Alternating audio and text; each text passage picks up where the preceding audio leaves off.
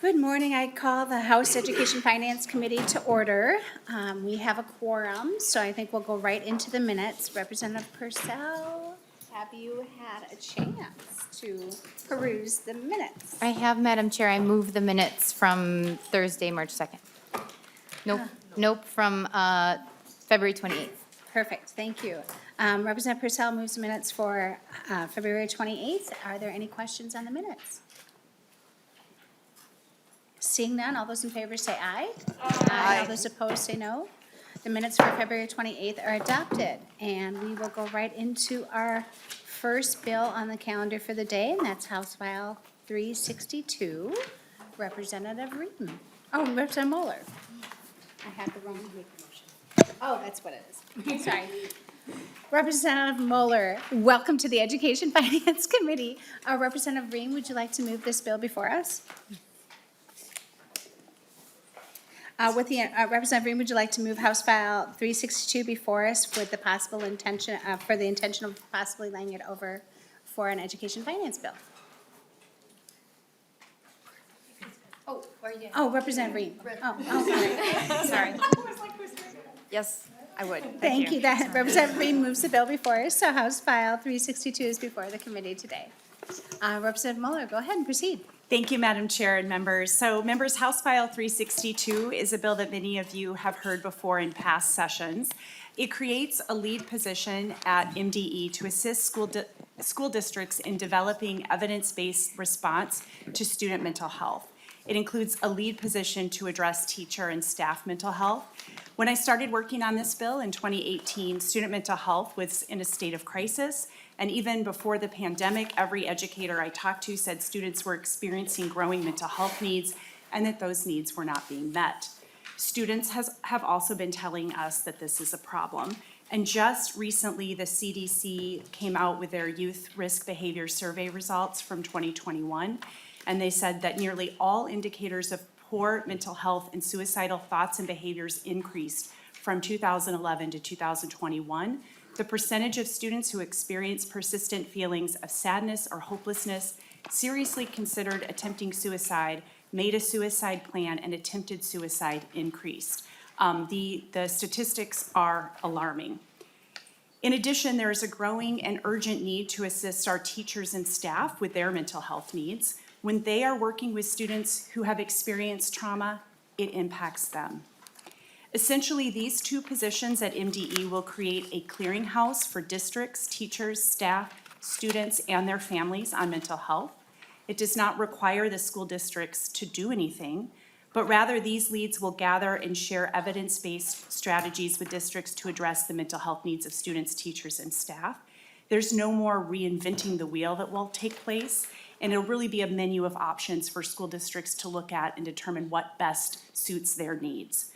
I want to thank MDE for their assistance, and you'll see letters of support in your packet from NAMI, school social workers, Minnesota American Academy of Pediatrics, the American Foundation for Suicide Prevention, and also we have the support from admin. And I do have two testifiers who are here remotely, Madam Chair. Thank you, Representative Mueller. We'll go to the testifiers. First up is Amy Jones. Please state your name for the record and proceed. Thank you very much. I apologize for my croaky voice, but I'm going to give this a go. Thank you, Madam Chair and members of the committee.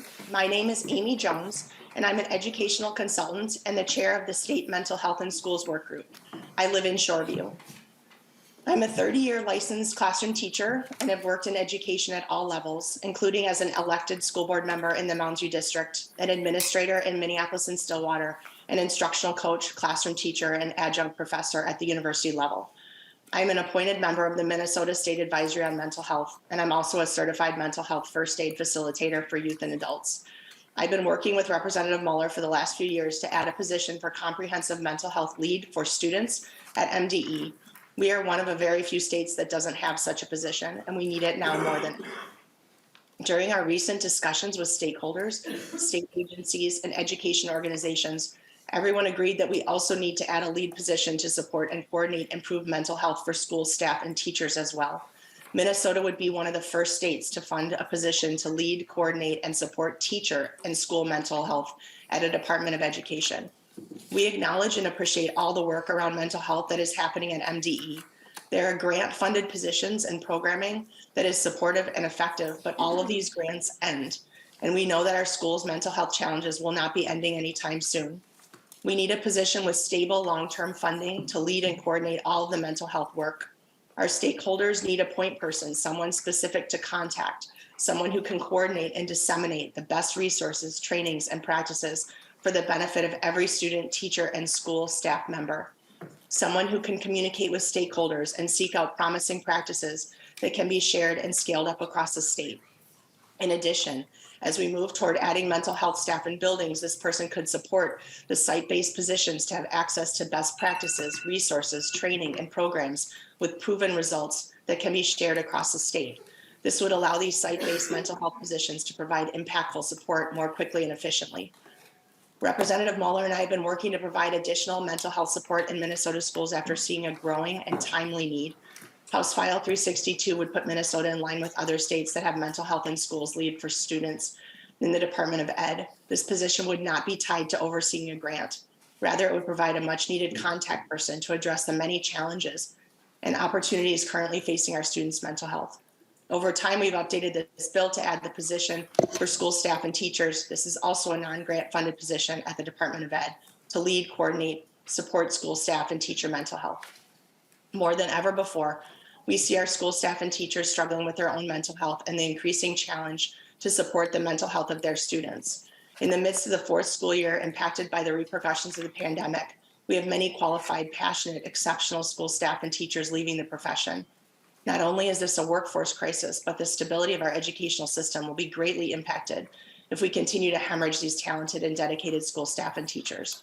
Our state deserves positions to oversee and coordinate this work so that our students and school staff and teachers have the support they need to stay in our schools to be effective and successful. These positions are long overdue, and if the pandemic has shown us anything, it has illuminated this glaring and growing need to improve mental health in our schools. Our students, school staff, and teachers deserve the support. I thank you for your time and hope for your support of House File 362. Thank you so much for your testimony. Next up, we have Al Levin. Please state your name for the record and proceed.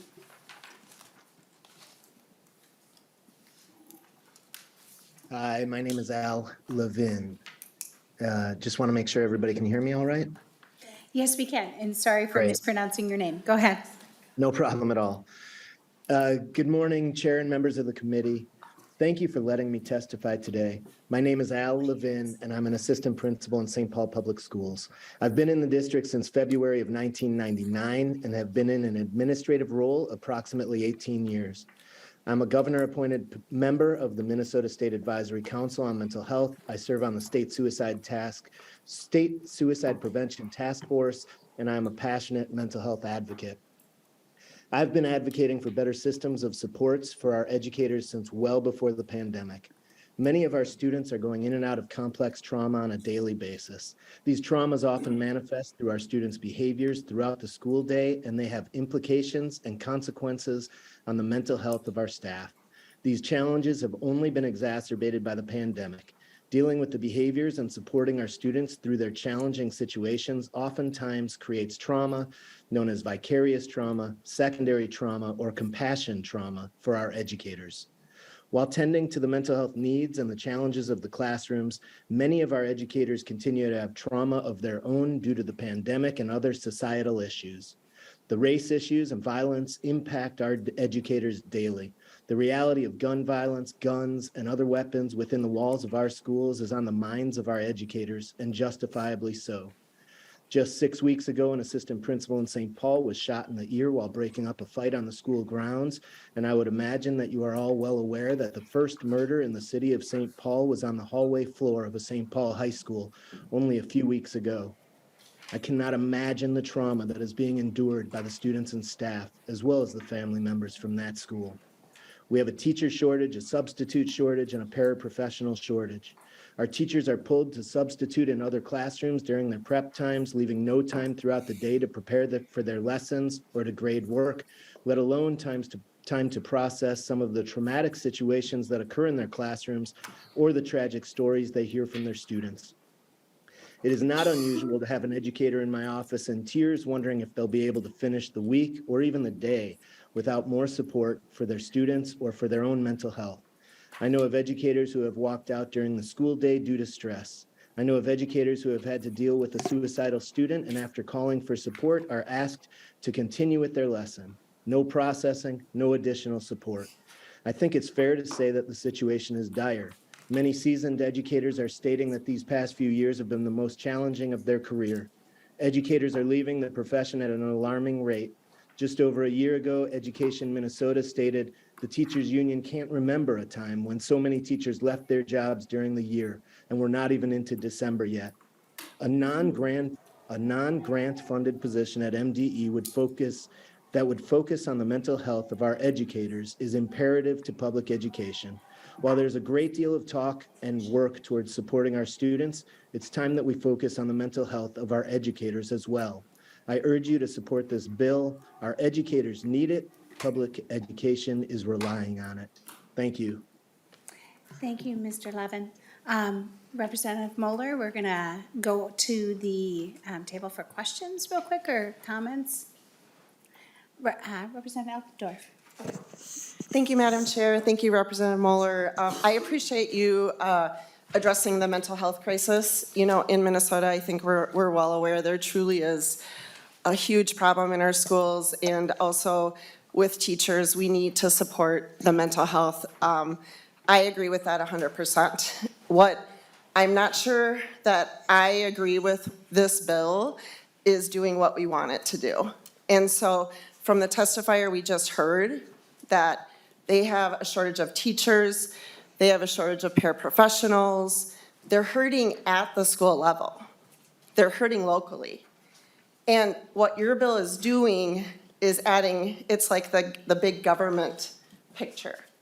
What your bill is doing is adding to the big government. It's not helping down at the bottom where the teachers and the students drastically need these funds. Right now, if you could tell me, there's not a fiscal note. So my question is, how much money are you estimating? I understand there's not a fiscal note, but how much money are you allocating or do you think would be estimated to be putting towards your bill? Representative Moller. Yeah, thank you, Madam Chair. And before I get to the fiscal note, I just want to address your comments too.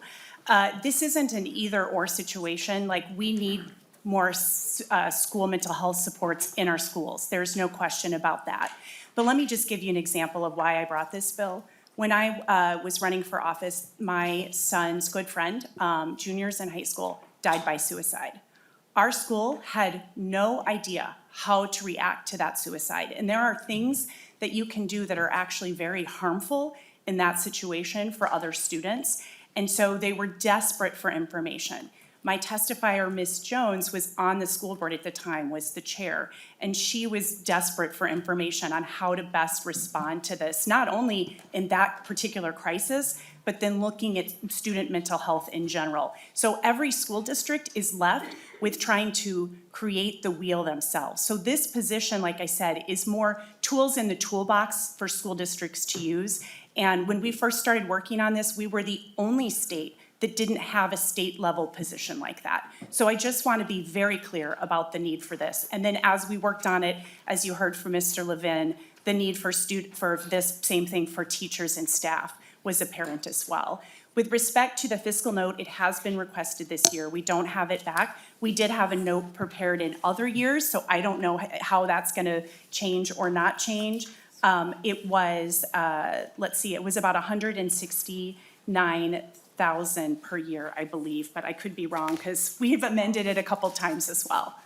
Representative Moller, I actually, Ms. Beckel can actually speak to the fiscal note from previous years. Thank you.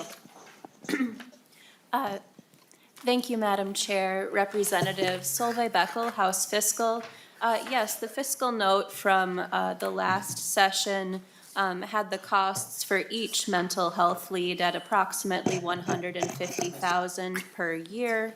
MDE estimated that they would be able to hire one through a partial year, so they did estimate 0.75 FTE for 1 year, and then the full FTEs the following years. And that was on a very, very similar version of the bill. The governor also has a carve-out in one of his provisions for a mental health lead that the governor costed out at $150,000 per year. Thank you. Representative Altendorf, did you have a Yeah, follow-up? thank you, Madam Chair. Thank you, Ms. Beckel, and thank you, Representative Moller. We are on the same page, 100%. We are literally on the same page that this is a place that we have to focus on. I am with you. I just want to let you know, I am with you 100%. Where we divide is the strategy.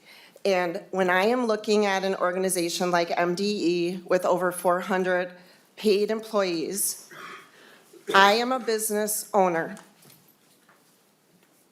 We are supposed to be managing the state of Minnesota like a business. All of us, everyone in this room, we should be managing our state like a business. And when we are in a crunch time and a crisis time in Minnesota, I truly believe MDE should find the resources and the people and the staff to do this without this legislation body mandating it. If this was a priority to MDE, which this absolutely should be, this would have been done. This should have been done. And it should not take this legislative body to do it. Thank you. Representative Altendorf, Representative Moller. Yeah, thank you. Well, MDE is doing great work in this space already. And the issue is the needs are growing. And so the needs are growing. We don't want to take away the good work they're doing in this space already. I'll also say, as my testifiers mentioned a couple times, that the positions there, many of them are grant-funded positions, and they're federal grants, and they have specific requirements that they have to follow. And so that's another reason why it would be difficult to take some of those positions and put them into this, these two lead positions. Thank you. Representative Edelson. Thank you, Madam Chair, and thank you, Representative Moller, for this bill. It's been, how many times have you presented this bill? I'm just Representative curious. Moller. Thank you, Madam Chair. Representative Edelson, I have lost count. It's been a few.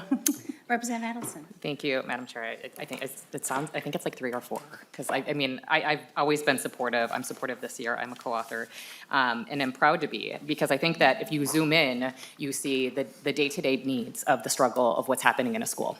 And then if you zoom out, you have to look at best practices in mental health for the state. And as a clinician, I can tell you, those get complicated and they change. And so we need, first of all, the state of Minnesota is not a business.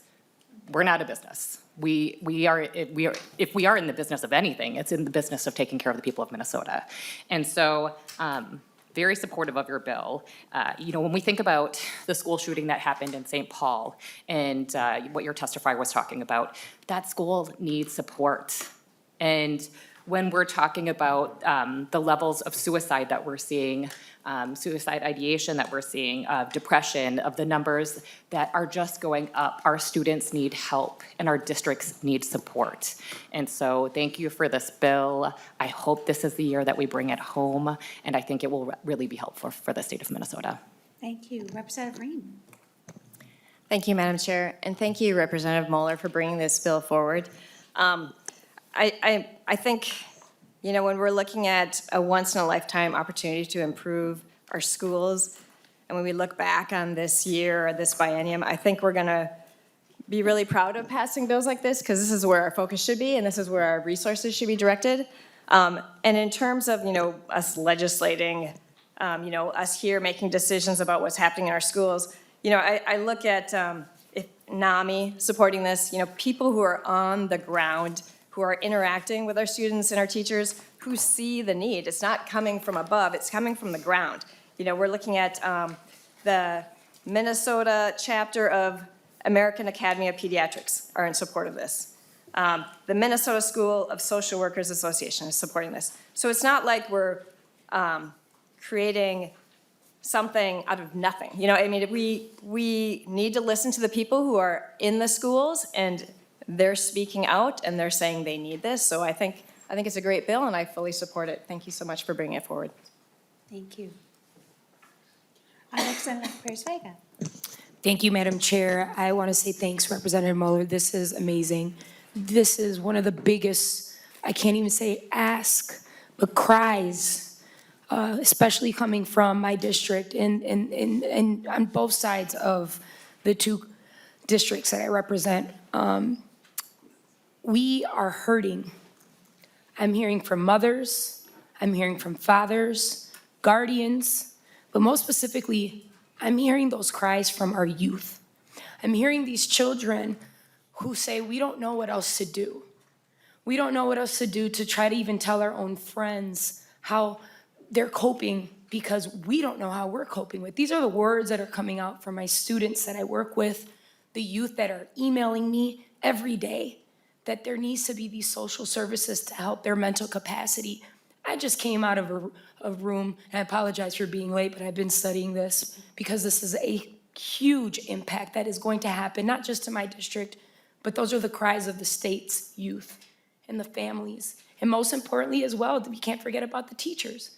The teachers are taking on so much work because we care about our kids, but we need these services to be provided by those who know how to provide these services. We'll see the outcome. What we're seeing is the lack of this, and we're seeing the cause and effect of not having. I want to see the cause and effect of by having services for mental health in our kids, I know is going to blossom and bloom what is being asked in cries for help. Thank you. Thank you. Representative Moller, I just want to interject and say thank you as well. When you started bringing this bill forward, we had a similar incident happen in one of our junior highs. In fact, it was 3 students within a school year. And the district was really struggling and to find those resources and find somebody that they could help coordinate that. And I think sometimes our districts need that economies of scale that we can provide at the state to provide those best practices, those expertise, because they might be a district in our cities that have just experienced this, in greater Minnesota that's just experienced this, and they might not have a social worker or a counselor, and they might have a principal with a few hundred students that's struggling to figure out what to do next, and they would have some place to go to call for help. So just want to thank you for that. And then any final words? Oh, sorry, Representative Kresha. I clearly don't turn my head to the right enough. It's okay. Thank you, Chair, and thank you, Representative Mueller. I appreciate you bringing the bill forward. And in this, Representative Mueller, we continue to elevate the conversation, which is very important. Just a couple of questions as we look at this, and I'm just for my own clarification. So I heard a couple folks mention in line with other states. Why is that important? What is that one of our goals, is lining up with other states, or is there best practices we're missing? Representative Moller. Yeah, thank you, Madam Chair. Yes, I think there are best practices that we're missing by not having a comprehensive position like this. I could turn it over to my testifier, Amy Jones, because I know she's looked at a lot of other states and what they've been doing and how they have a position like this, but absolutely, it is needed. We have like maybe 1 minute, Ms. Jones, if you want to just. And I don't need, respond. that's fine. Oh. I'm just asking general questions, so. Oh, okay. You don't necessarily need to bring the testifier back up, that's fine. Representative Kresha, follow up? Yep, just 2 other quick ones. Do you know how many open positions MDE has right now? Do they even have the capacity to hire for this? Representative Moller, I don't know if you would, as the chair of the Public Safety Committee, would you have that information? I don't, Madam Chair, I don't know how many open positions they have, but they have certainly helped us with the language of this bill, and nobody has ever flagged for me that they would not be able to hire for these particular 2 positions. Okay. Representative Kresha? And then the last one, I won't make this a question then, because I know we're gonna run out of time. So, I mean, my concerns are, I think MDE does have a number of open positions. We have open positions across the state in lots of things, so there's a people issue that I worry about.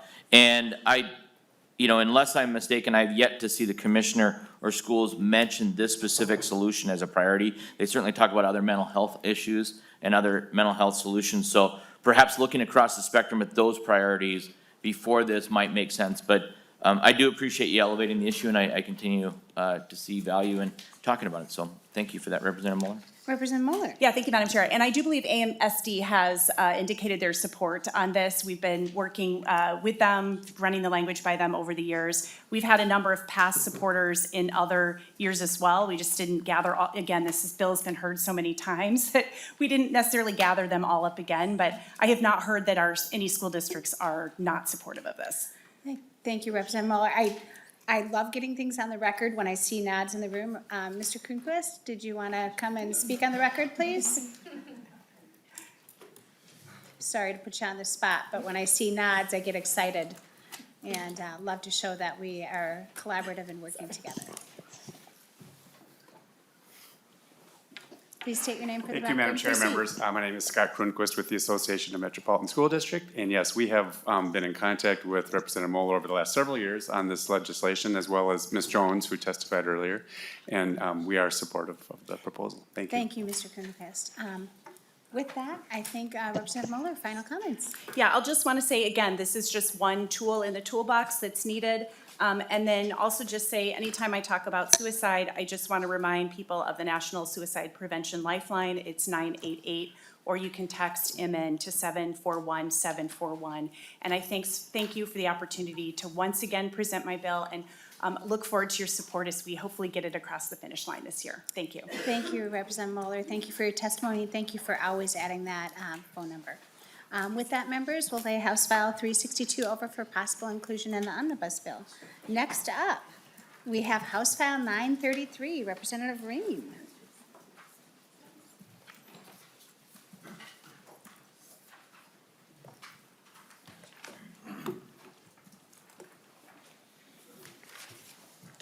I'll let folks get settled here. Representative Rehm, welcome to your committee. Would you like to move House File 933 before the committee? Yes, Madam Chair, I would like to move it. Thank you, Representative Rehm. That House File 933 is before the committee. Go ahead, proceed. Thank you, Madam Chair. Members, I am here to bring forward House File 933, the Eastern Carver County Schools lease levy authorization for a transportation hub. And I have two testifiers here who can explain this bill probably much better than I can, but I will summarize briefly for you. So right now, under current law, a school district may levy the cost of a leased facility if it is for instructional purposes. Eastern Carver County Schools is requesting special authority to allow the district to access new space to update its pupil transportation hub. So Eastern Carver County Schools bought its current bus facility in 2001, and while our district has grown significantly since then, the space at this bus garage has gotten increasingly tight and is no longer equipped to properly house or service the fleet. So coupled with $5 million in repairs needed to maintain the current property, it has become increasingly clear that a new location is necessary. A new transportation center would allow for more maintenance space to reduce the time vehicles are out of service for repairs, provide better security for storage of the bus fleet, and create a much more desirable working environment for the district's schools bus drivers. So with me here, I have two testifiers. I have the superintendent of Eastern Carver County Schools and the director of finance and operations, and I would like to allow them to speak. Thank you so much. We have Lisa Sales and Karen Devon. Why don't you go ahead, Superintendent Sales? State your name for the record and proceed. Dr. Lisa Sales Adams. Thank you, Dr. Sales. Go ahead. Madam Chair, members of the Yes. Education Finance Committee, thank you for hearing this bill. As I shared, I am the superintendent of Eastern Carver County Schools, and with more than 9,000 schools, Eastern Carver County is one of the larger districts in the state of Minnesota and is projected to grow, along with the expected county growth as more rural land is sold in our area. The school district is 84.16 miles and serves the southwest metro cities of Carver, Chaska, Chanhassen, and Victoria. This is my third year as superintendent, and I recall when I first started how impressed I was with our facilities. I actually had a tour around the district, and I was amazed and in awe with the way that our facilities looked. But visiting the bus garage was a surprising exception. There is a stark contrast between the pride of our transportation staff and the work they do to safely get our students to and from school and the conditions they were working in. During my visit, this is what I observed. The parking lot in very poor condition with large potholes, inadequate drainage, and insufficient hard surface parking areas, forcing buses to park on grass and in the mud. Much of our fleet parks outside in uncovered spaces susceptible to weather impacts. Poor site security, lacking proper lighting, access control, and surveillance capabilities and perimeter security. Defective heating equipment that is no longer usable in multiple buildings. Repair bays that are small, dark, poorly ventilated, and ill-equipped for efficient repair, with the wash bay being used as a repair bay when needed. No dedicated snow storage space available, and as we know, this year we've had tons of snow. And in addition to that, our school bus driver waiting areas and restrooms are too small to meet employees' needs. Building codes are not being met, and the lack of amenities to support a positive work environment. Eastern Carver County Schools places a high priority on protecting our investments, and the current conditions of our transportation building continue to present a pervasive issue. This flexibility would allow us to move forward with a plan that is cost-efficient and beneficial to taxpayers, students and their families, and our hardworking staff. Thank you, Dr. Sales Adams. Sorry, I got your name wrong. Oh, you're fine. Next up, please state your name for the record and proceed. Thank you very much. My name is Karen DeVette, and I'm the Director of Finance and Operations for Eastern Carver County Schools. And Madam Chair, thank you for having us here this morning and members of the committee. Dr. Sales Adams has shared information about the facility inadequacies of our current transportation hub. And I'd just like to provide just a little bit more context about the scope of services and the investment that we need. We operate over 110 routes daily. We cover over 1.4 million miles in a school year. Our bus garage is located just to the edge of downtown Chaska with nearly 120 buses. Our current site of only 6.5 acres.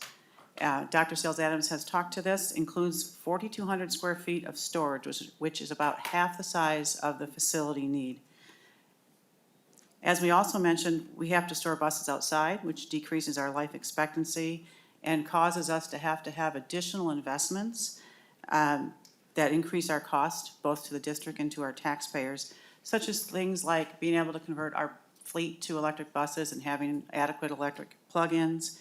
You know, we have to keep our buses running outside to get them warmed up, so excessive fuel idling, and then, of course, labor cost associated with those things. So as we've mentioned, the site is too small to accommodate the growth that we expect to serve our students in Eastern Carver. I mentioned also that we're on the outskirts or the edge of downtown Chaska. This is a historic downtown residential area in a commercial district, and they are investing a lot right now to revitalize that area. This site, the current site the bus garage sits on, is a prime redevelopment site for that local community. As well, downtown Chaska really isn't located centrally within our district, which also increases our operational costs as we travel those 1.4 million miles. And all that aside, our current facility is also outside current zoning for where it sits, given the number of vehicles that we're storing outside. So with a new transportation facility, we envision a space that's large enough to store all of our buses indoors and reduce those costs associated with outdoor storage, certainly improve the work environment of our drivers, and correct the facility deficiencies that we've already mentioned. We're asking for approval to be able to utilize our lease levy outside of what it is currently set up for to build this transportation hub. We currently utilize only about 50% of our lease levy authority. And with this proposal, we're certainly mindful of that tax increase to our property holders in Eastern Carver County and want to make sure we limit that tax impact. We do have a bonding plan over the next 10 years that includes a step down in our debt service levy from almost 30% in 2022 to just over 20% by 26, which does allow ample room in our forecasted property tax rates to add this to the lease levy without significantly increasing property taxes for our community. If we were to go ahead, I think Representative Rehm mentioned this, and fund the necessary capital renewal, we'd be putting another $5 million into a site that just is just so inadequate for our needs. We estimate the new facility will cost approximately $15 million to both acquire the land and build the facility. And we do intend to utilize a combination of pay-as-you-go, hopefully lease levy, and the existing assigned fund balance that we have to fully fund this project. I also wanted to mention that we did include the Transportation Center in a capital bond referendum that the district did in 2019, which unfortunately did not pass. However, we subsequently had a successful referendum in '21 for increasing our operating levy. However, that's not sufficient to meet our current needs and to replace this transportation building. We've also had discussion with other community leaders in the county about including an educational facility within the new transportation center and partnering with our municipalities in workforce development. That might include career technical education, like is small and large engine mechanics, as well as a commercial driver license training facilities. So again, we're asking for increased flexibility related to the building lease levy authority to the purchase and build this new transportation facility. Thank you.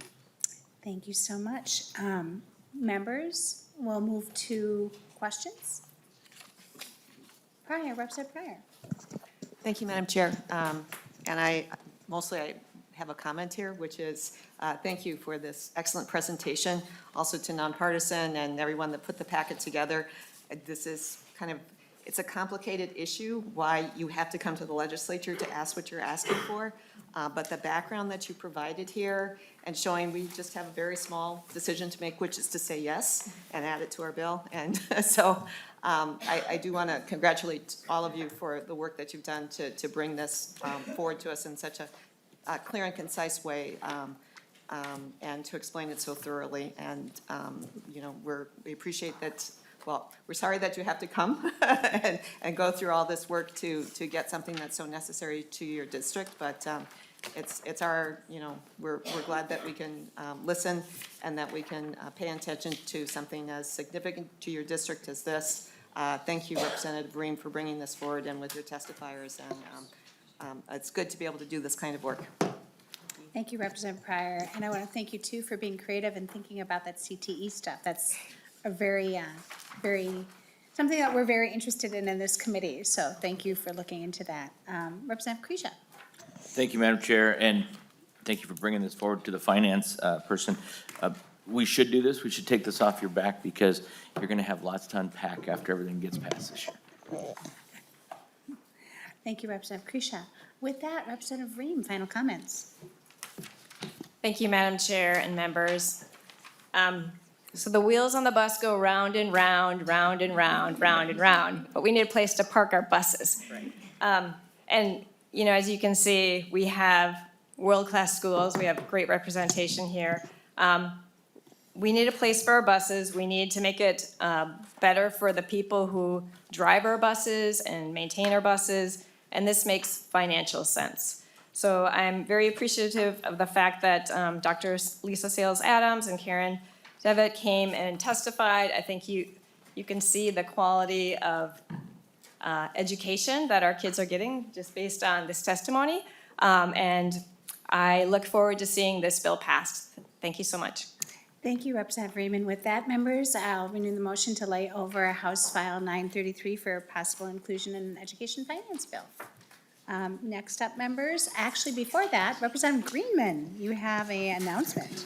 Thank you, Madam Chair, and members. I just wanted to let you know that Minneapolis Public Schools citywide student government students are here, including 2 student representatives on the school board and a few from my district. So maybe if you guys just want to stand up so we can recognize you.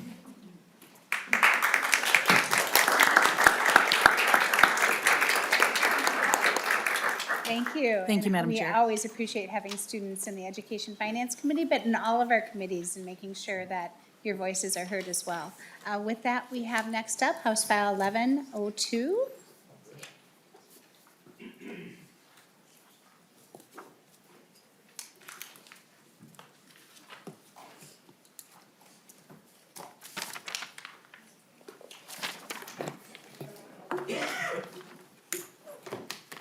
Thank you, Representative Clardy. Welcome to your committee. Would you like to move House File 1102 before the committee? Yes, so moved. Thank you. With that, 1102 is before us. Go ahead and proceed.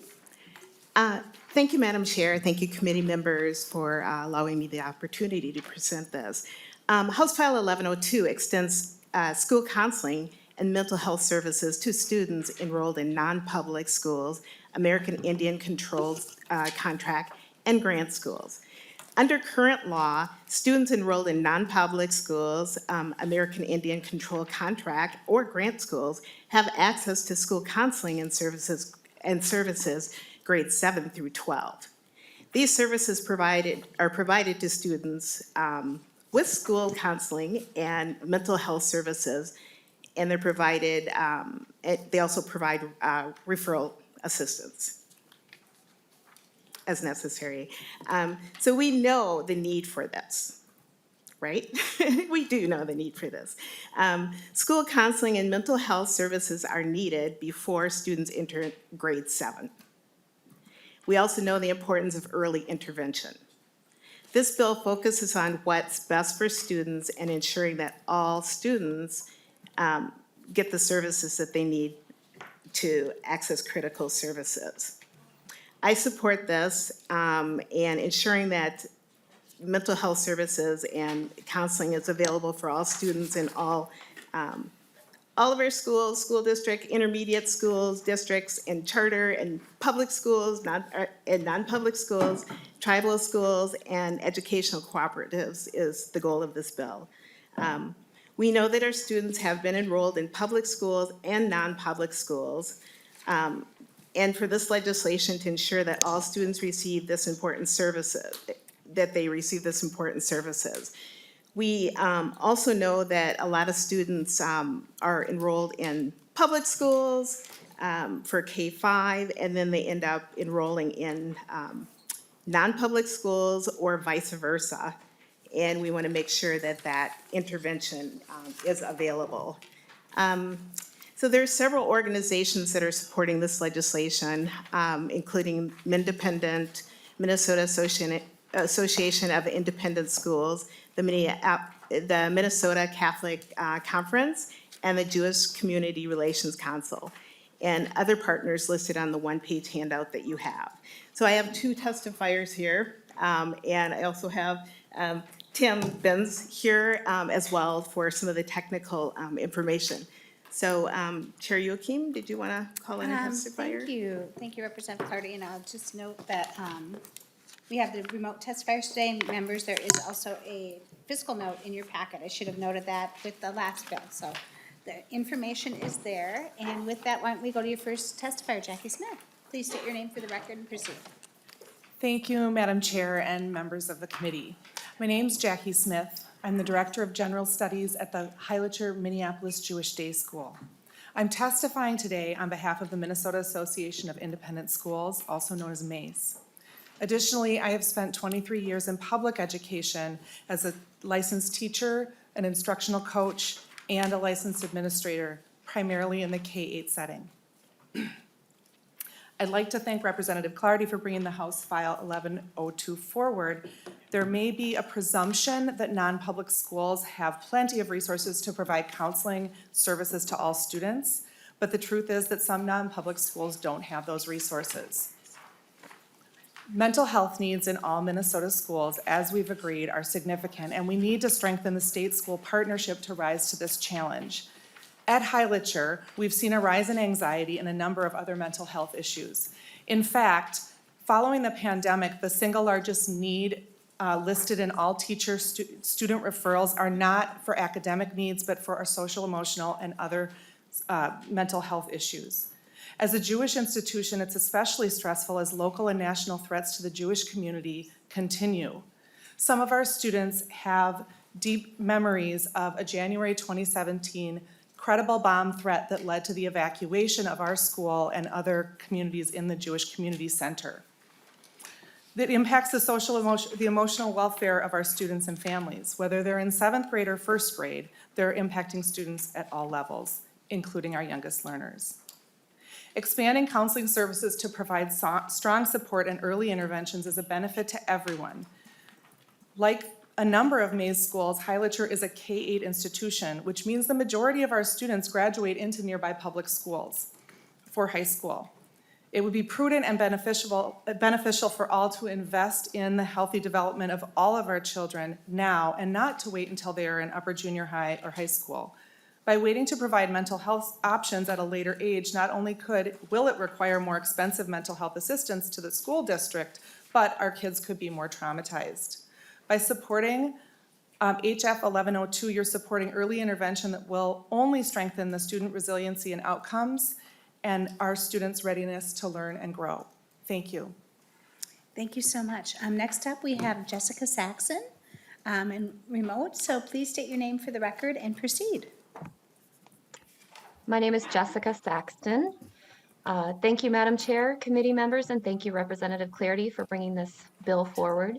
If passed, this bill would increase per pupil funding for counseling services in non-public schools at all levels, and so I'm speaking to that this morning. I've been a licensed public school counselor assigned to Marshall School, which is a non-public school in Duluth, for the past 5 years. During this time, I've built strong relationships with the students, teachers, and staff at Marshall. I greatly enjoy my work and believe that both the students and faculty have benefited from having my position filled by one consistent person over the last few years. As you know, public schools receive limited per pupil funding for their school counselors. Due to this limited funding, public school counselors who are assigned to independent schools like mine quickly become too expensive for the independent schools to retain as a result of the counselors' regular annual raises from their district employers. This means that the turnover for positions like mine tends to be high, and the counselors are often not able to build the kinds of lasting relationships with the students that would be most beneficial to their overall mental health and wellness. The only reason that I have been able to remain at Marshall as long as I have is that 5 years ago, I started a new career as a school counselor. And so as a new district hire, I began my work at the very bottom of the pay scale. But this is unusual. Most school counselors assigned to my position in recent times have not been new hires, and so have been in the middle of the salary range, and therefore have only been able to remain at Marshall for a couple of years before being reassigned to a district school, or else have had to drop down to part-time status, providing the students here with support on a part-time basis, which has not served to meet the students' needs.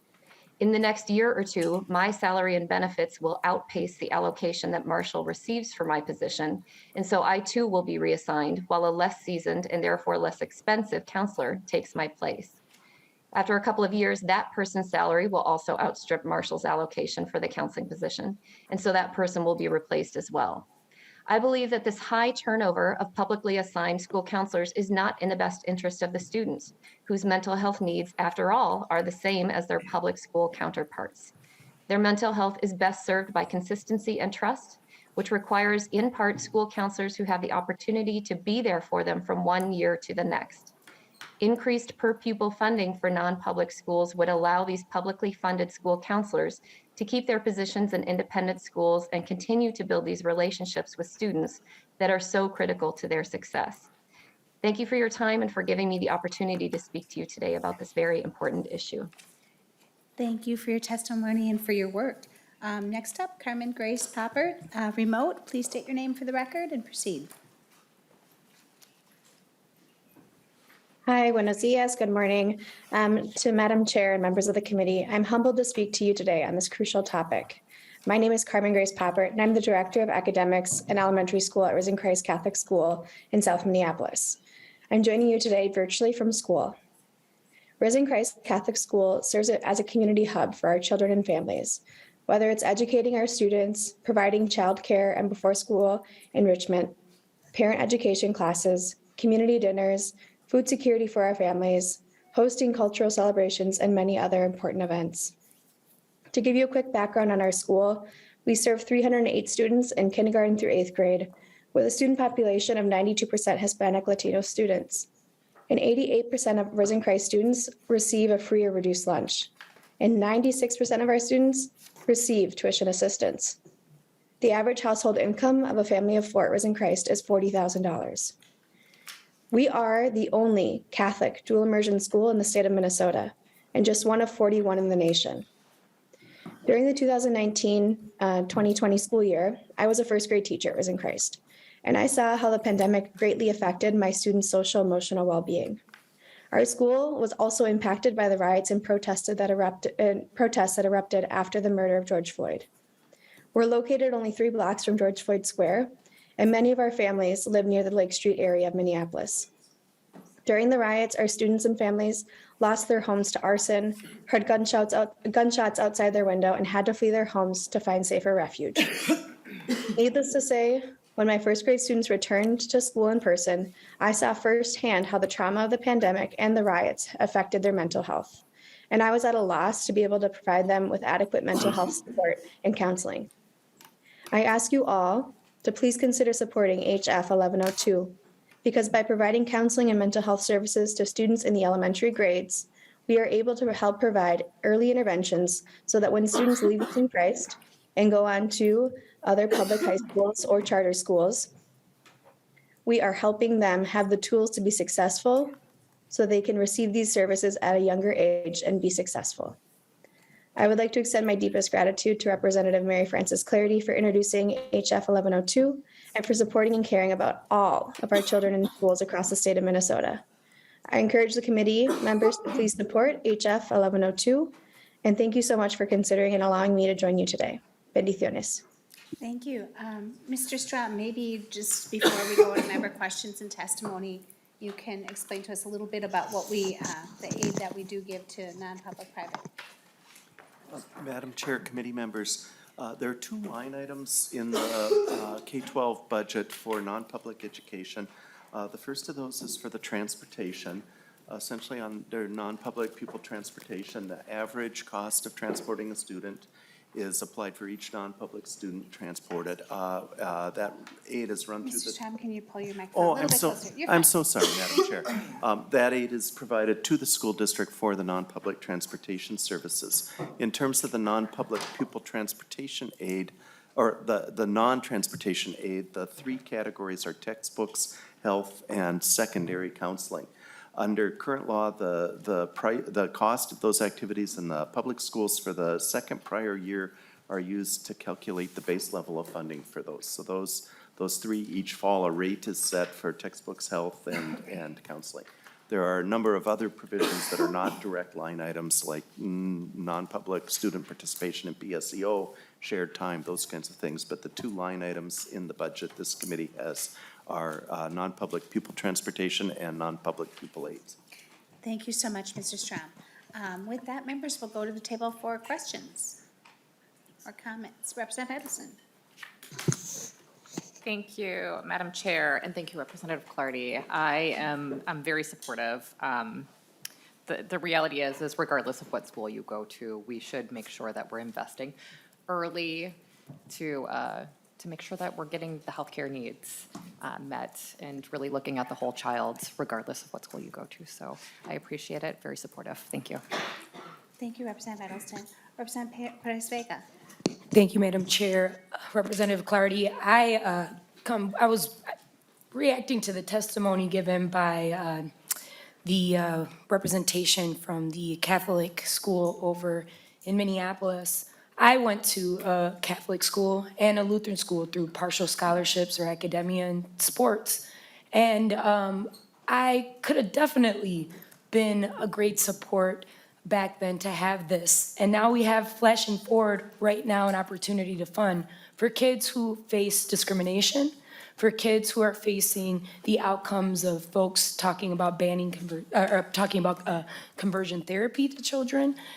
These services are to be provided to all children regardless of what schools go to. Just like Representative Edelson said, this is about caring about our kids and making sure that they have accessibilities. Doesn't matter who, where, what faith you come from, what you believe in. It matters about our kids having a health ability to be able to speak with someone at their services. So thank you for this.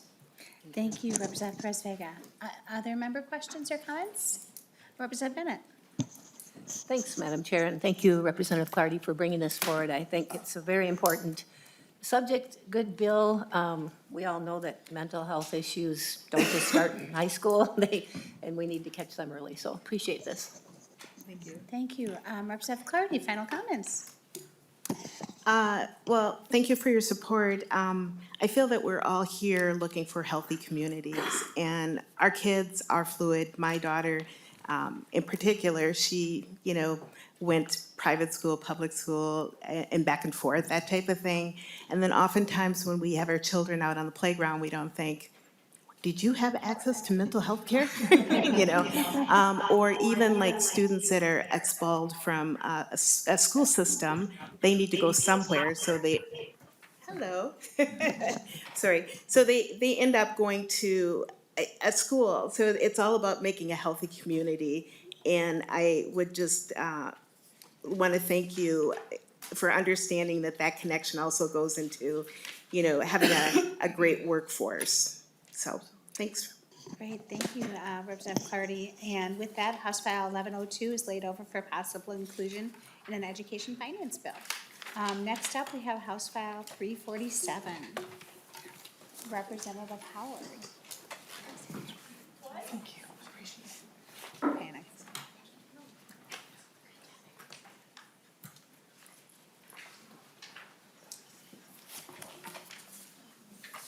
Thank you, Representative Howard. Welcome to the Education Finance Committee.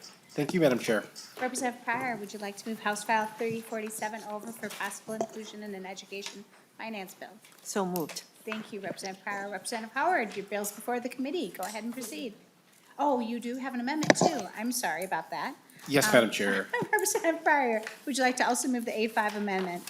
So moved. Thank you, Representative Chair. I should clearly open my packets as I'm talking. Representative Howard, will you briefly explain the A5 amendment? Yes, Madam Chair. The A5 amendment represents some technical changes to the bill brought forward in concert with our school district administrators to make sure that this bill would be implemented in the most effective way possible. Thank you, Representative Howard. Members, does anybody have any questions on the A5 amendment? Seeing none, all those in favor say aye. Aye. Aye. All those opposed say no. The A5 amendment is adopted. Representative Howard, the bill is in the shape you prefer. Why don't you go ahead and proceed? Thank you, Madam Chair. Members, by the time most of our kids graduate from high school, they will have spent more than 15,000 hours at school. It's vital that we ensure that the water that they're drinking while at school is safe and free from lead. But we don't know that that's the case. And a recent study by the Environment America US PIRG, which rated all states for their efforts to protect school drinking water, gave Minnesota a D. Now, a lot of states received an F, but when it comes to making sure that our school drinking water is free from lead, we shouldn't be grading on a curve. And this bill helps us move forward with the kind of evidence-based, science-based approach with support for our schools to make sure that we're doing everything we can to make sure that our school drinking water is free of lead. Minnesota established standards and best practices to test and remediate lead in 2018, and there is good work happening. But since the availability of better health and scientific data shows us we can do better. Children are most vulnerable to lead and the damaging effects because their bodies are still developing and absorb more of the harmful metals than adults. And we know from national data that this is definitely a pervasive issue in schools. And we know that there's really no safe level at all. And so this bill does a few things. First, it sets out to strengthen our knowledge of the scope of the challenge our schools are up against. Currently, as I mentioned, schools are testing and remediating for lead, but we don't have a centralized reporting or good data to really understand the scope of this challenge. There's some national data that shows that 30–40% of schools are up against this challenge, and this bill would set out to create some better data for us as policymakers to assess what this looks like across the state. Second, we are strengthening the standard of acceptable lead in our school drinking water and moving that from 15 parts per billion to 5 parts per billion. As I mentioned, there's no safe level, but there is evidence that of damage at that above 5 level. And as a frame of reference, 5 parts per billion lead is the 5 parts per billion and below is what's acceptable in bottled drinking water. And so that's the standard we'd be setting for our school drinking water here. Third, if we're going to be asking our school districts to be doing this remediation, we believe it's important to compensate those school districts and make sure that they have the resources they need to do that. So we provide a funding mechanism for our districts to complete remediation. I really want to thank MDH, MDE, and the school districts for their collaboration over more than a year on this bill to make sure that we're seeing this from all angles and implementing something that is workable from the school district's perspective, and ultimately gets us to where we want to get, which is safer drinking water for all of our schools all across the state. It's a really strong bill, and I would hope that we could have bipartisan support for it.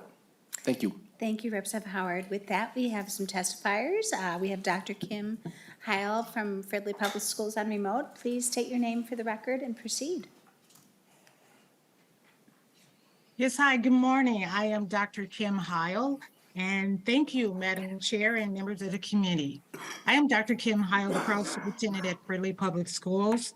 Along with being a current superintendent, I have served in the education field for approximately 20 years, and it has also served in the role of principal and teacher. I appreciate the chance to speak with you today in regards to the impact on lead on student learning and how in ensuring our student safety from lead, its impact on our school district budget. First, I'd like to state, as we all know, lead has many health effects, including negative impacts on intellectual development. Even when exposed to small amounts of lead, children may appear inattentive, hyperactive, and irritable. Children with greater lead levels may also have problems with learning and reading, delayed growth, and even hearing loss. According to CDC, the health effects of lead exposure are more harmful to younger children than older children and adults because their bodies are still developing and they are growing so rapidly. As such, it is important that we protect our children to exposure to this toxic neurochemical. By reducing the action and remediation level to 5 parts per billion is an important step towards avoiding the worst consequences of lead exposure. A crucial part of making this happen is to ensure school districts receive funding from the state.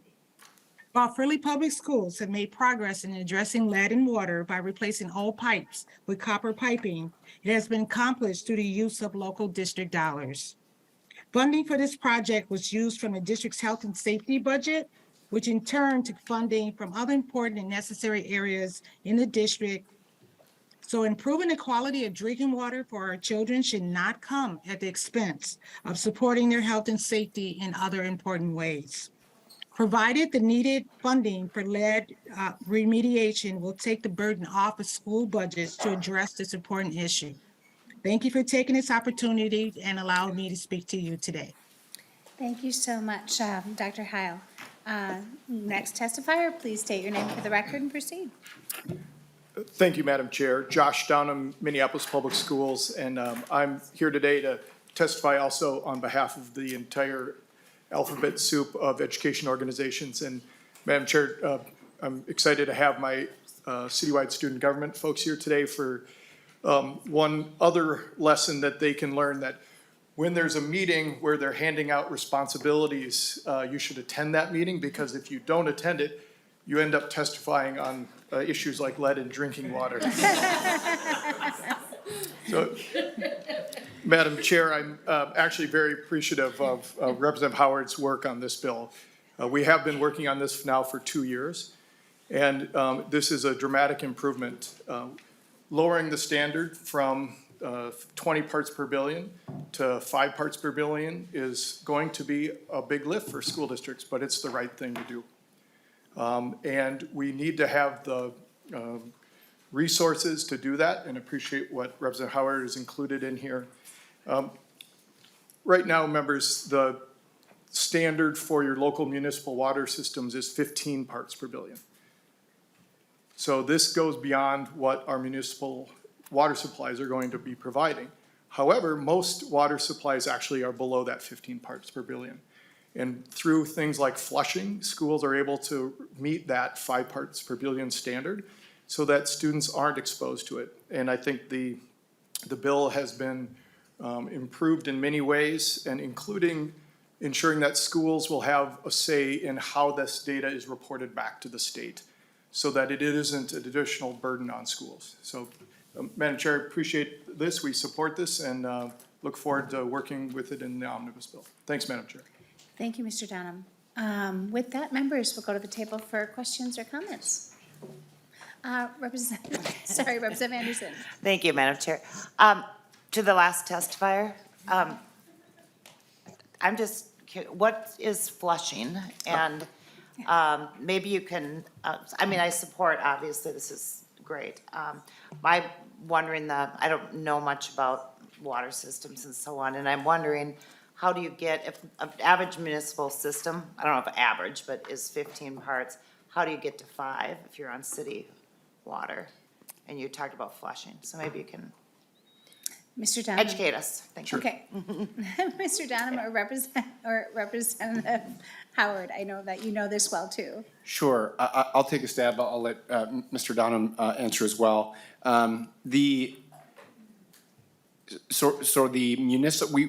There was a lot of conversation about trying to make sure that we're understanding the interactions between the municipal and the school district level. The issue of the water coming in the school districts, as Mr. Donham mentioned, most of those municipalities are bringing water in that is less than that standard. They're larger pipes. When you think of the notion of lead service lines, which Representative Jordan could probably spend the rest of the committee hearing talking to us about, that's where you end up with, I think, some of those higher levels. And I'm not sure, that might be partly why you see a higher standard, that 15 parts per billion. Often it's not a lead service line, it's the pipe that's into the school. Separate from that is the issue of flushing. I think in a perfect world, the kind of remediation we're talking about is kind of, it isn't the lines itself, it's often like plumbing fixtures and things where the lead is present. But the issue with flushing is sometimes if let's say there's kind of water sitting in a system over the weekend for multiple days, you can lower a level by sort of running the water through the lines, and that's what the term flushing, I think, refers to. Mr. Donham, do you have anything else to add? Yeah, Madam Chair, Representative Anderson, flushing is simply the practice in the morning before students arrive. They actually have devices that turn on all the water systems and let the water that's been sitting in those pipes flush out so that there's fresh water in the system, so it hasn't had chance to be sitting in those pipes for any length of time. And the bill actually allows that if a school district is receiving water from a municipality above that 5 parts per billion, they wouldn't be responsible for remediating it. They would have to work with and notify the local municipal system that they're now above the 5 part standard, but that local school district would not be on the hook for remediating that because it's beyond their authority. Okay, thank you, Representative Anderson. Any follow-up? That was a good question. It's also a good reminder for folks, like if you're gone for a long period of time from your house, make sure you run your water a little bit before you take a shower, because you could also contract Legionnaire's disease, because when that water sits and the bacteria grows, if it sits in lead. Public service announcement. There we go. Representative Rehm. Thank you, Madam Chair, and thank you, Representative Howard, for bringing this bill forward. I first heard about the problem with lead in our drinking water in our schools from now Supreme Court Justice Paul Thiessen when he went around the state, and I was really surprised. I grew up in Ridgefield, a district you represent, and Paul Thiessen was one of my classmates, but I've always thought our water was exceptional, and so I was really surprised to hear that we have lead in our school water. And I think, once again, to repeat myself, when we look back on, what we've done here, what we've prioritized and what we've put resources into when we have, extra money to put resources into, getting lead out of the water, making sure that our kids and our schools have clean drinking water, that's something I think that we need to prioritize, and I really appreciate you bringing this forward. Thank you so much. Thank you, Representative Jordan.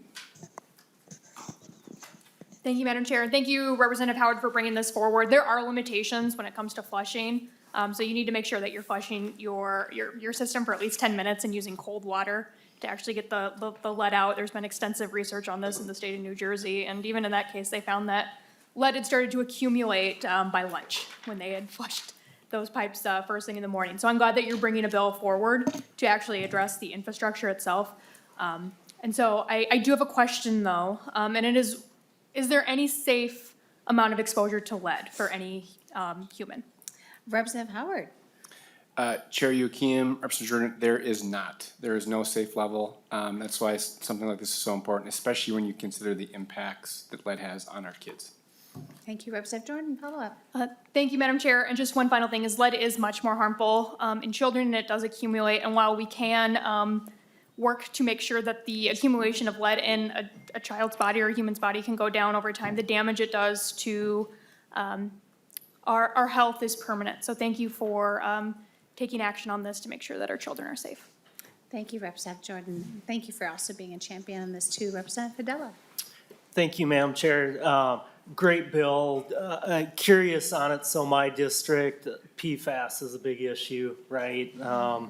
And I'm just curious, whatever mitigation mechanism schools are going to use to mitigate the lead, will that also mitigate PFAS? And if not, I would just encourage you in working with the schools, if it means, hey, and instead of using mitigation piece A, we can look at mitigation piece B and change a few things and mitigate PFAS at the same time. I would really encourage you to do it just because it's become such an issue in our communities, not only in the metro, but around the state and around certain types of industry. Representative Howard. Chair Kuhn, Representative Hidella, good question.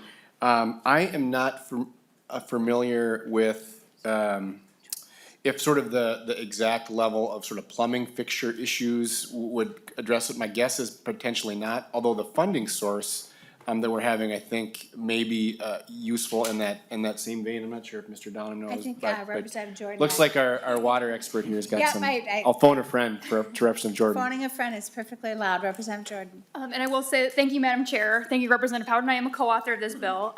So the lead that is accumulating in our water is coming from the infrastructure itself. PFAS is coming from the water. And so the PFAS gets in the water, the lead is coming from the infrastructure. And so what Representative Howard is doing is really helpful for mitigating lead in our schools, but it won't help with the PFAS accumulation because that's coming from outside sources. So for example, you represent the East Metro. That has come from spills, from leaching, from dumps, from other sources of water. So they're two very separate issues.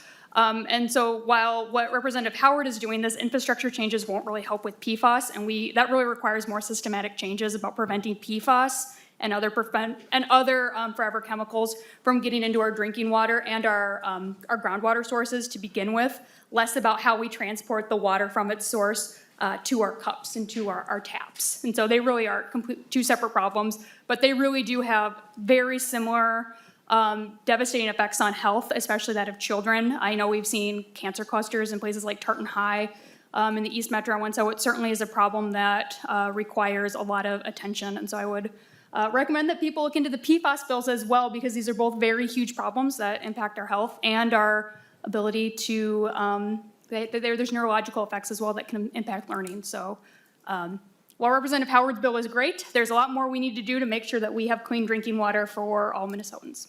Thank you, Representative Jordan. It's fascinating what we all become experts in through our work up here. Representative Fidela, follow-up comment. Thanks, Madam Chair, and thanks, Representative Jordan. Yeah, just didn't understand, hey, we're gonna hook an RO unit to schools now and that takes care of it. Sounds like it's more of a fixture and piping issue within the schools, so thanks for the clarification. Thank you, no problem. We always learn something new. We're the education committee, right? We're lifelong learners. I learn something new from you as well, and every time I hear all of you speak, so that's fantastic. With that, members, are there any other questions? Seeing none, Representative Howard, final comments. Chair Yukim, members, I just really appreciate the discussion. And Representative Fidel, I look forward to talking more offline and figuring out if there's ways to, through other bills or otherwise, look at this issue, because I think ultimately the point is our water should be safe for our kids. And that's what this bill does. And I think this approach is a way to make improvements we can all get behind. Thank you. Thank you, Representative Howard. And with that, I will lay over House File 347 as amended for possible inclusion in an education finance bill. And members, we may be getting back 15 minutes of our day for a change, which is wonderful because, as a reminder, we are meeting tomorrow at 10 a.m., at 10:30, 10 a.m. in the State Office Building, 200. So we will see you at 10 a.m. tomorrow, State Office Building 200. With that, we are adjourned.